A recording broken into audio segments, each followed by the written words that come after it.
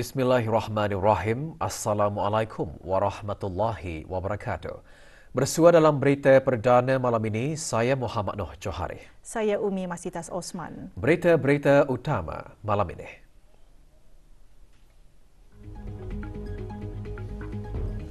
Usaha meningkatkan pengawasan dan sistem pengesanan kontak rapat pesakit menyumbang kepada penurunan kadar penyakit TB di negara Brunei Darussalam.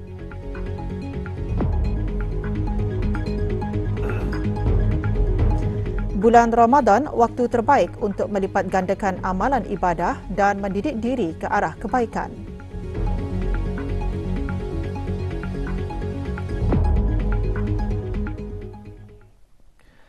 Di negara Brunei Darussalam, kadar insiden penyakit TB telah menurun daripada 55 kes pada tahun 2021 kepada 51 kes pada tahun 2022. Di antara penyumbang di sebalik penurunan jumlah kes yang dikesan adalah peningkatan pengawasan, surveillance dan juga sistem pengesanan kontak rapat pesakit yang tepat dan cepat. Dalam pertusan sempena sambutan Hari TB Sedunia, Menteri Kesihatan berkata negara sangat beruntung kerana kadar kes kekebalan kuman TB terhadap ubat-ubatan anti-TB serta kes jangkitan TB di kalangan pesakit HIV di negara ini adalah sangat rendah.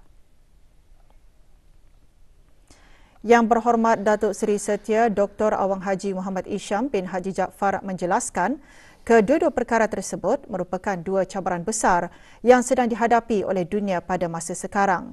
Kementerian Kesihatan sangat komited dan akan terus proaktif dalam memastikan cabaran-cabaran tersebut sentiasa terkawal di negara ini. Justru itu, Kementerian Kesihatan telah memfokuskan strategi dan tindakan pengawalan penyakit TB di negara Brunei Darussalam kepada peningkatan dan penambahbaikan sistem surveillance TB, peningkatan kesedaran semua pihak dan orang ramai tentang penyakit TB, pengukuhan program saringan penyakit TB dengan kumpulan-kumpulan sasaran tertentu dan memastikan rawatan diberikan dan dipatuhi sehingga sembuh supaya jangkitan TB tidak menular kepada orang lain dan menghindari kemunculan kekebalan kuman TB terhadap ubat-ubatan anti-TB. Menurut statistik Pertubuhan Kesihatan Sedunia WHO, penyakit TB menyebabkan kira-kira 1.5 juta kematian setiap tahun, kebanyakannya di negara-negara yang sedang membangun. Bagi tahun ini, Pertubuhan Kesihatan Sedunia dan Stop TB Partnership telah memilih Yes, We Can End TB sebagai tema sambutan. Tema tersebut menjurus kepada memastikan akses kepada diagnostik terkini, regimen rawatan baru dan teknologi digital. Dalam menyemarakkan suasana bulan Ramadan pagi tadi, Majlis Wanita Negara Brunei Darussalam mengadakan pembukaan tadarus Al-Quran yang merupakan acara tahunan bagi persatuan berkenaan. Majlis berlangsung di Kampung Manggis.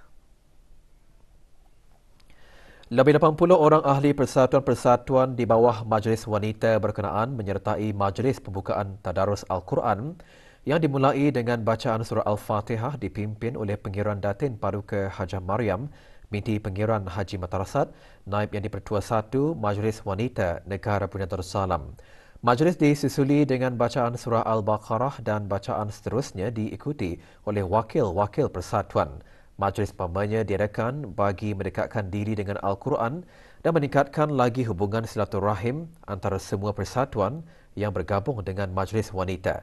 Juga diadakan bacaan tahlil dan doa arwah.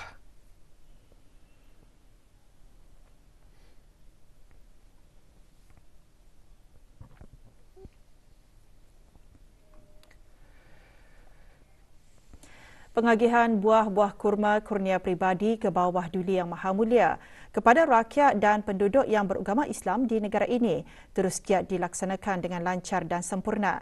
Setiap seorang akan menerima satu kotak kecil kurma safawi yang mengandungi 300 gram. Di daerah Brunei dan Muara, 151,164 kotak buah kurma diagihkan. Ia dilaksanakan mengikut tata cara pembahagian yang telah ditetapkan oleh pihak Yayasan Sultan Haji Hassan Al-Bolkiah bagi melancarkan kaedah penghantaran buah-buah kurma. Langkah tersebut dibuat bagi memastikan buah-buah kurma diterima dengan baik dan sempurna dan seterusnya dapat dinikmati oleh setiap orang yang beragama Islam sebagai juadah berbuka puasa. Terima kasih ke hadapan Majlis ke bawah Duli Yang Maha Mulia, Paduka Seri Baginda Sultan yang di-Pertuan Negara Brunei Darussalam, mengucapkan berbanyak-banyak terima kasih di atas kurnia pribadi Baginda, di mana keperhatian Baginda kepada seluruh rakyat negara Brunei Darussalam. Bagi memastikan kelancaran pengagihan buah kurma kurnia peribadi ke bawah Duli Yang Maha Mulia berjalan dengan lancar dan sempurna, proses pengagihan buah kurma dilaksanakan mengikut tata cara pembahagian yang telah ditetapkan menggunakan borang khas yang diedarkan melalui penghulu mukim dan ketua-ketua kampung termasuk mereka yang telah dipertanggungjawabkan. Semua penghulu mukim dan pemangku ketua kampung di daerah Tutong sudah mula mengagih-agihkan buah kurma kurnia peribadi berkenaan kepada anak-anak buah kampung di bawah jagaan masing-masing. Di daerah Tutong tahun ini sebanyak 26,488 kotak kecil buah kurma jenis safawi diagihkan kepada anak-anak buah kampung. Pengurniaan kurma kurnia peribadi baginda sejak sekian lama jelas mencerminkan sikap pemodelan dan kasih baginda kepada rakyatnya.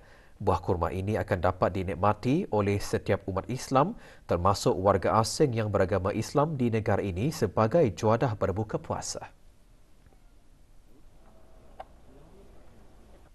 Saya ingin menzahirkan rasa syukur dan berterima kasih kepada Kerajaan Ke Bawah Duli di atas pengagihan buah kurma kurnia pribadi daripada Kerajaan Ke Bawah Duli.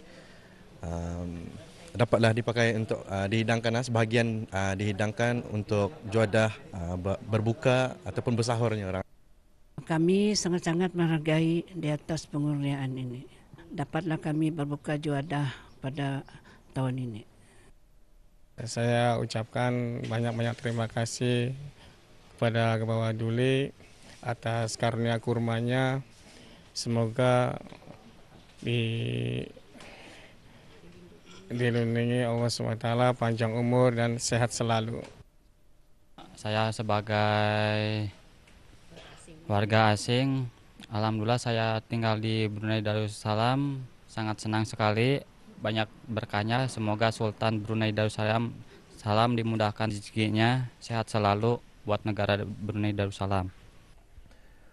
Beberapa nasihat dikongsikan bagi para pengidap diabetes dalam menjalani ibadah puasa. Perinciannya menyusul seketika nanti.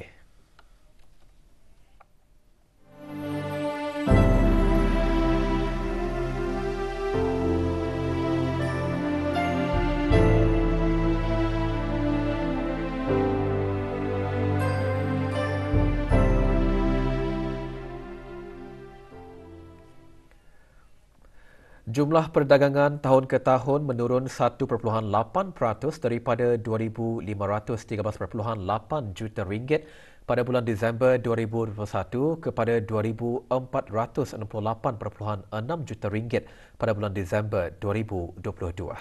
Penurunan ini didorong oleh penurunan nilai import sebanyak 11%, terutamanya disebabkan oleh penurunan import bahan api galian, khususnya minyak mentah sebagai input pengeluaran bagi industri petrokimia hiliran.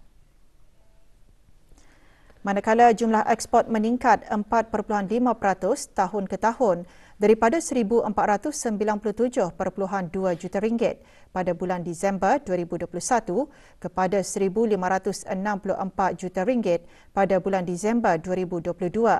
Ini terutamanya disebabkan oleh kenaikan ekspor bahan api galian daripada RM1,226.1 juta kepada RM1,308 juta dalam tempoh yang sama.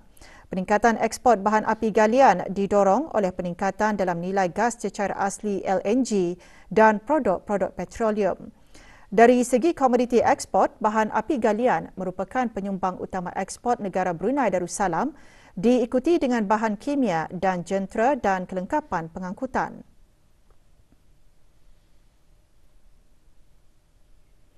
Lima komoditi import utama pada bulan Disember 2022 adalah bahan api galian, diikuti oleh jentera dan kelengkapan pengangkutan, bahan kimia, makanan dan barang-barang keluaran kilang.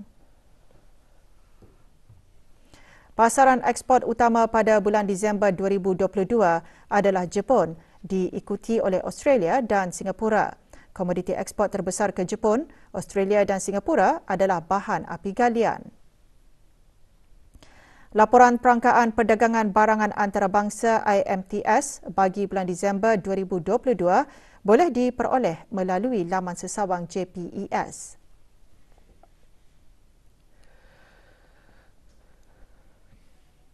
Bulan Ramadan adalah bulan bagi melipat gandakan amalan ibadah kepada Allah Subhanahu Wa Taala. Kerana bulan Ramadan merupakan waktu terbaik untuk mendidik diri ke arah kebaikan selain mengawal hawa nafsu dan memperbanyakkan amalan-amalan sunat. Perkara tersebut antara intipati khutbah Jumaat hari ini bertajuk amalan-amalan yang digalakkan di bulan Ramadan.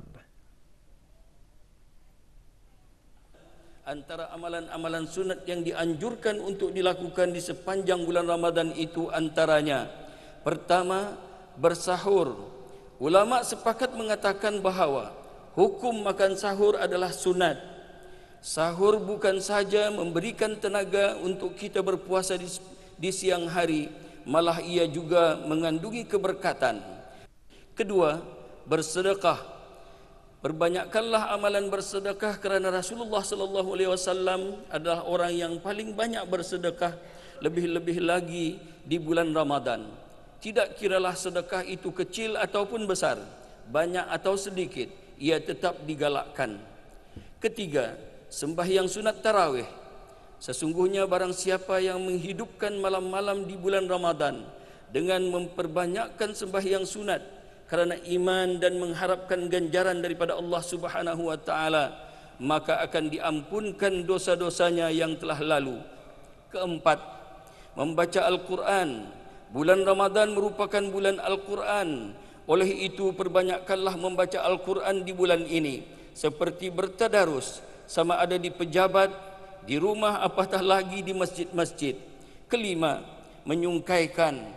Amalan menyungkaikan atau memberi makan untuk orang yang berbuka puasa adalah sangat digalakkan dan mempunyai ganjaran yang sangat istimewa. Berpuasa semasa bulan Ramadan banyak memberi manfaat kepada individu, baik secara rohani dan fisiologi. Namun bagaimana bagi individu yang perlu mengawal dan mengekalkan kadar gula dalam darah yang sihat? Pemangku pakar endokrin dari Hospital Raja Isteri Pengiran Anak Saleha mengongsikan beberapa nasihat kepada para pengidap diabetes dalam menjalani ibadah puasa. There is a high risk of getting high blood sugar levels, low blood sugar levels, as well as risk of dehydration because of the prolonged fasting. This is especially the case with individuals with diabetes who are taking medications or those who are on insulin injections. It is therefore important for individuals with diabetes to be aware of this, and they should in fact discuss with their doctor and diabetes nurse educators who can actually provide pre-Ramadan counselling on ways to tackle this during the fasting period. Lebih 50 orang penerima dari golongan yang memerlukan di daerah Tutong menerima sumbangan daripada orang ramai melalui projek Sioknya Sedekah 5.0. Sumbangan tersebut disasarkan pada penduduk di sekitar kawasan Kampung Lamunin dan Kampung Layong. Projek dianjurkan oleh Kumpulan Belia Ibadur Rahman dengan kerjasama Jawatan Kuasa Takmir Masjid Hasanal Bolkiah Pekan Tutong. Diadakan sempena bulan Ramadan, ia bertujuan untuk memberi peluang kepada orang ramai memberi infak jariah berupa keperluan asasi kepada golongan yang memerlukan. Ia juga dihasrat dapat memupuk amalan suka bersedekah. Alhamdulillah, sumbangan yang diperolehi sangat menggalakkan dari tahun sebelum-sebelumnya menunjukkan peningkatan lah, yang mana ia melebihi daripada target sasaran yang kami targetkan yang sebenarnya lah. Kami berharap projek Syoknya Sedekah ini akan dapat kami teruskan pada tahun-tahun akan datang dan mendapat sambutan yang lebih menggalakkan dari orang ramai lah, dan dapat lagi membantu masyarakat yang memerlukan bukan saja di daerah Tutong, mungkin di daerah-daerah yang lain. Lebih 80 buah lukisan dipamerkan di pameran seni, visual dan bazar amal yang diadakan untuk tabung kemanusiaan gempa bumi Republik Turkiye dan Republik Arab Syria. Pameran dan bazar amal tersebut dianjurkan oleh Zakaria Omar Art Foundation dengan kerjasama Impian 7 Art Group dengan tema Seniman Peduli. Pameran dan bazar amal diadakan di Kompleks Membeli Belah Mabuhay. Pameran dan bazar amal merupakan projek kemanusiaan manifestasi seniman negara Brunei Darussalam terhadap kesengsaraan dan penderitaan rakyat Republik Turkiye dan Syria apabila gempa bumi melanda pada 6 Februari lalu. Diadakan sehingga 1 April 2023, pameran dihasrat memperkasa produk seni dan kraf tangan, pelukis-pelukis tanah air dan pengusaha kraf tangan tempatan. Salah seorang pelukis veteran negara, Pengiran Timbang bin Pengiran Haji Tuah, mengongsikan sambutan orang ramai sepanjang pameran dan bazar amal diadakan. Masa ini syukur Alhamdulillah, mungkin sambutan itu sudah beransur orang menyukai. Kerana zaman ini macam orang yang bijak pandai dalam seni lukisan itu sudah tahu apa nilai sebuah lukisan itu. Macam harga. Kalau boleh lukisan ini kita ni masyarakatkan dulu. Maksudnya dimasyarakatkan itu biarkan orang ramai memiliki walaupun dengan harga yang murah. Akhirnya ia akan jadi harga yang mahal.